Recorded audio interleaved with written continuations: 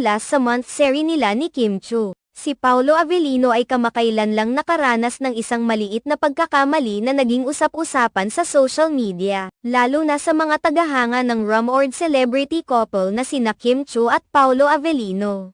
Ayon sa mga ulat, nadulas si Paolo sa petsa ng kanilang monthsary, na naging sanhi ng kilig sa maraming fans. Ang relasyon ni Kim Chiu at Paolo Avellino ay tila lumalakas at tumitibay habang lumilipas ang panahon. Nakalipas na ang mahigit 5 buwan mula nang mag-umpisa ang kanilang relasyon. At sa kabila ng kanilang busy na schedule, patuloy silang nagpapakita ng pagmamahal sa isa't isa. Ang kanilang pagiging sweet at magkasama sa mga public events at social media posts ay isa sa mga dahilan kung bakit nasusubaybayan ng kanilang mga fans ang kanilang relasyon. Sa kanyang Instagram account, ipinost ni Paolo Avellino ang isang larawan na nagpapakita ng kanilang sweet